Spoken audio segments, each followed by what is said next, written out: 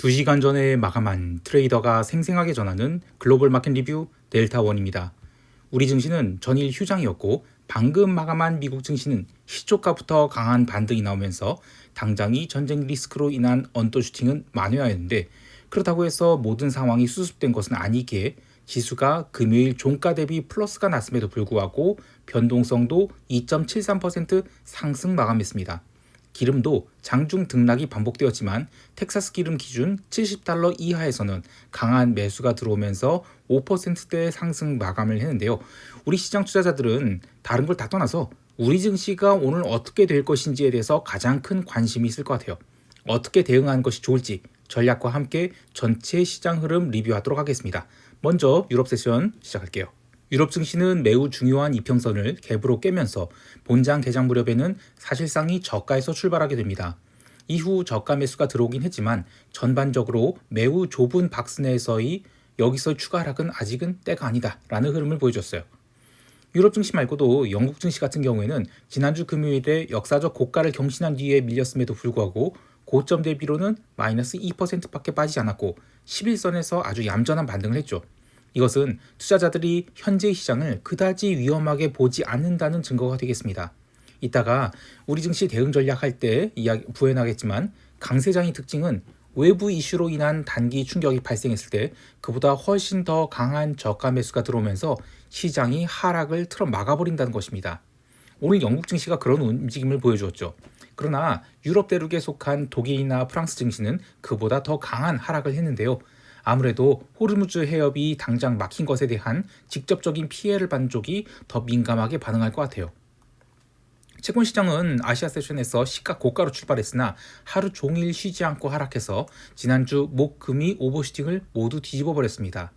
뉴스플로우로는 미국이 작전이 생각보다 압도적으로 진행되면서 긴장이 빠르게 풀릴 수 있다는 것에 차익 실현이 나왔다라는 것도 있고, 전쟁이 발발 리스크는 마무리됐지만 이란이 걸프만 국가들 상당수의 탄도미사일과 드론이 복합 공격을 하면서 방공무기 소진 속도가 예상보다 빠르다는 소식에 유로존 국가들도 좀 더 채권 발행을 늘려서 방공무기에 대한 군비 확충을 좀 해야 되지 않냐, 이런 압력에 채권 가격이 밀렸다라는 것도 있는데, 저는 후자 이야기는 좀 넌센스로 봐요. 어쨌든 유럽에서 나온 이야기예요. 그래서 그쪽은 그렇게 생각할 수 있겠다 싶기도 해요. 결정적으로 미국 세션 들어서 지수가 빠르게 반등하면서 리스크 온이 흐름이 진행되었고, ISM 제조업 지수는 생각보다 굉장히 잘 나오면서 이 기회를 채권 매도의 기회로 삼은 쪽도 있다라고 보고 있습니다. 하지만 채권 변동성 지수인 무브 인덱스는 고작 마이너스 0.24%밖에 안 빠진 73.21포인트 마감했어요. 전쟁 리스크가 감소한다 하더라도 인플레이션에 대한 우려가 조금씩 생기는 것 같아서 채권 가격이 다시 하락 전환한다? 그러면 그동안의 리스크 프리미엄을 빠르게 반납하고 꽤나 긴 하락을 보일 수 있겠다 싶습니다. 통화시장에서는 비달러 바스켓이 갭 다운한 뒤 하루 종일 빠지긴 했습니다만 상대적으로 DM 통화가 약세를 보였고 상품 통화나 EM 통화는 덜 빠졌어요. 특히 오지 달러는 저가 매수가 굉장히 강하게 들어왔는데요. 이것도 올해의 시장 흐름에 중요한 단서로 작용하는 것 같아요. 지정학적 리스크가 커질수록 원자재 통화는 강세를 보일 가능성이 높다라고 하는 것이죠. 그런데 의외인 것은 엔화도 강하게 빠진 것인데요. 엔화가 일단 바닥을 찾고 횡보하게 되면 저는 3월에 오지달러 롱 좀 줄이고 엔화 롱을 조금씩 잡아볼 생각입니다. DM 통화만 놓고 보면 엔화가 올해 가장 강할 것 같아요. 근데 이 부분 나중에 따로 이야기하도록 하겠습니다. 상품 시장에서는 전쟁 발발 이후 골드가 급등하고 기름도 급등했지만 채권 시장과 마찬가지로 대부분이 차익 실현 중심 흐름이 나왔어요. 골드는 유럽 세션에서 5,434달러까지 상승했는데 미국 세션 들어선 주가가 빠르게 반등하면서 5,300달러대로 내려앉았어요. 실버는 더 심하게 들려서 장중한테 마이너스 8% 넘는 급락이 나오게 됐습니다. 사실 좀 재밌는 것이 이 숭어가 뛰니까 망둥어도 뛴다고 지정학적 리스크 발발에 골드가 상승하는 거는 뭐 그래 그렇다 쳐. 그런데 그보다 더 투기적인 흐름을 보였던 자산인 실버가 튀어오르는 거는 좀 말이 안 되죠. 골드 변동성 지수는 4.81% 상승한 34.83포인트로 마감했는데 사실상 이거는 기름 변동성 오른 거에 비하면 오른 것도 아닙니다. 기름 변동성인 OVX 인덱스는 무려 73.9포인트까지 대폭등을 했다가 68.9포인트로 마감했는데, 이 최소한 전문 투자자들은 골드나 실버를 단순히 안전자산이라고 생각하기보다는 이제는 투기적인 변동성을 지닌 자산이라 생각하는 것 같아요. 물론 지난주 토요일 장마감을 1시간 남겨놓고 골드가 빠르게 5,300달러까지 올라온 것이 있어서 골드의 상승이 생각보다 덜한 것일 수 있겠지만 기본적으로는 시장의 변동성이 이벤트가 발생한 해당 종목에 집중될 뿐, 그러니까 기름이죠. 다른 자산들로 확산되지는 않은 것 같다라고 볼 수 있겠어요. 이제 미국 세션으로 넘어갈게요. 미국 지수 선물은 아시아 세션에서 마이너스 1%대 갭 하락이 나오고 조금씩 반등하기 시작해서 투자자들은 뭐야 전쟁 났는데 이 정도밖에 안 빠져? 라는 생각을 했을 것 같아요. 그러나 이후 홍콩 증시 급락하고 일본 증시도 니케이 선물이 1000포인트 넘게 밀리면서 유럽 세션 시작할 무렵에는 나스닥 선물이 마이너스 2% 넘는 하락이 나왔어요. 다행히 유럽 증시가 갭 다운 출발한 뒤에 반등을 제대로 못했을 뿐 추가 하락은 하지 않으면서 미국 본장에서는 반등이 나올 수 있겠다라는 생각이 들었고요. 미국 세션 시작 후 나스닥 중심으로 나름 강한 스트레이트 반등이 나오면서 지수를 위로 돌려서 마감하게 됩니다. 시장의 강세 요인에 대해서 여러 가지 이야기들이 나오고 있는데 트레이더들의 관점은 지난주 후반에 들어왔던 전쟁 리스크 베팅이 언와인드 되면서 기계적인 매수세가 유입된 것을 1순위로 꼽고 있고요. 그 외에 월초 자산 배분 차원에서의 매수가 들어오면서 지수를 끌어올린 것도 이유로 들고 있어요. 하지만 변동성 매도에 의한 상승은 얼마 없었어요. 이것은 앞으로 변동성 매도에 의한 상승이 들어오게 되면 시장이 여기보다 훨씬 더 올라갈 수 있다라는 의미가 되겠지만 반대로 시장의 리스크가 아직 완전히 해소된 것은 아니기에 일중 진폭이 제법 클 수 있겠다라는 의미도 됩니다. 개별 종목에서는 RTX, 노스트록 그루먼 이런 방산주가 역사적 고가를 갱신하는 급등이 나왔어요.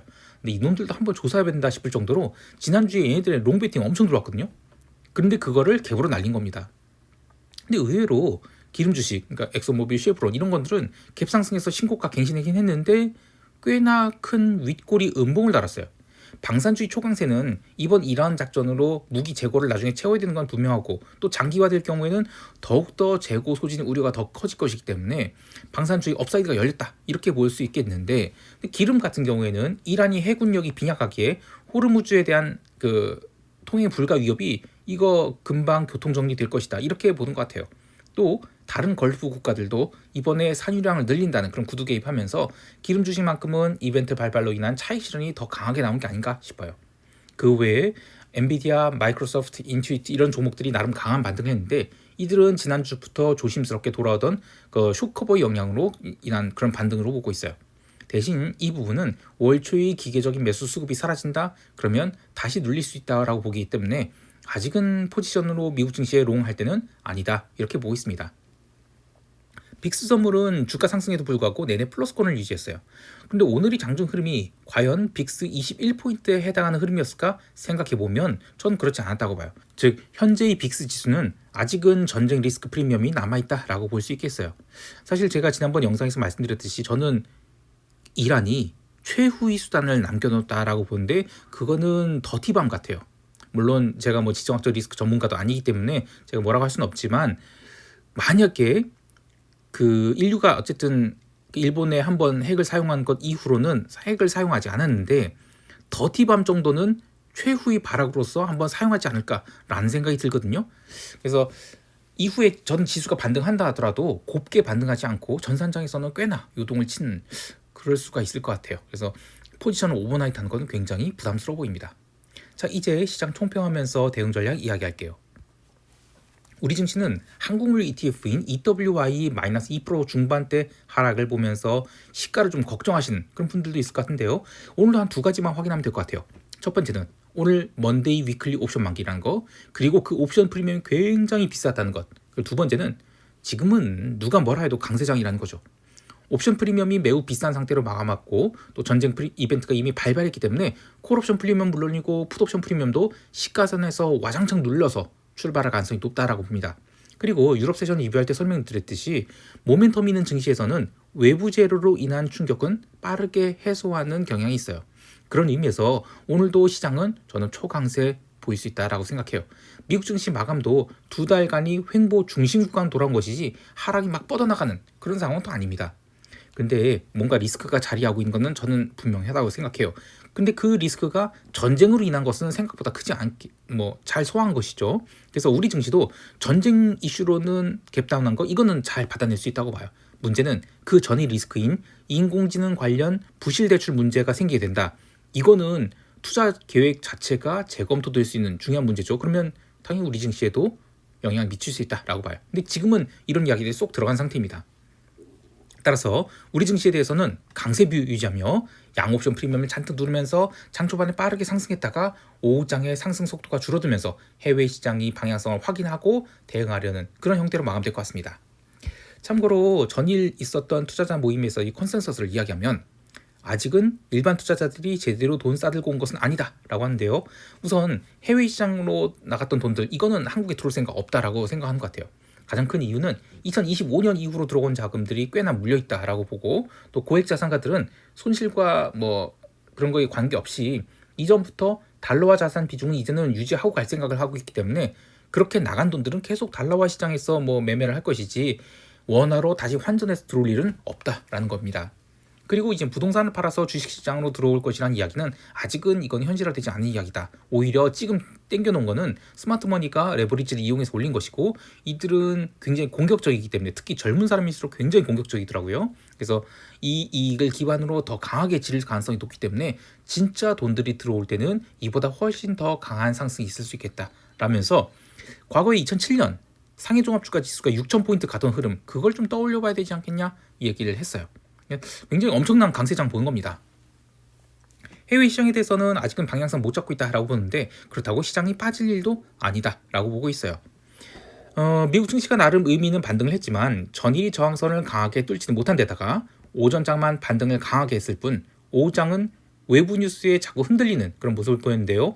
아시아 시장에서 일본이나 우리 증시가 의미 있게 반등하고 이후 하루 종일 바닥에서 뭉갰던 유럽 증시가 반등을 한 다음에야 미국 증시도 추가 반등이 나올 수 있다라고 봅니다. 그러나 화요일은 미국 시장에 별다른 경제지표 발표 없어요. 그래서 전쟁 관련 뉴스로 인해서 시장이 흔들거리되 변동성 매도가 나오면서 시장이 레벨업 시도를 한다. 그 정도만 보고 있습니다. 자, 마지막으로 시황이 스크립트를 한국 시장 개장전에 보기를 원하시는 분들은 여기 네이버에서 델타원 글로벌 검색하셔서 네이버 프리미엄 콘텐츠 가입하시면 네이버 프리미엄 콘텐츠에서도 아니면 텔레그램 메신저로도 이 시황이 스크립트를 영상이 녹화되기 전에 받아보실 수 있어요. 많은 가입 바라고요. 자, 오늘 하루도 성공 투자하시길 바라면서 이상 델타원이었습니다. 감사합니다.